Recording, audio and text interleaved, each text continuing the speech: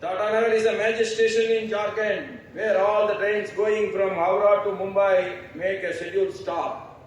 Presently, the station has 5 platforms in total. Every day, 56 trains pass on average with 28 originating and are terminating at Tatanagar railway station. This redevelopment of station like Tatanagar aims to enhance the traveller experience by enhancing the performance and offerings with the modern facilities as a part of ongoing efforts to improve the railway infrastructure. मैं हृदय से पुनः rail मंत्री जी का प्रति आभार और धन्यवाद देना चाहता हूं।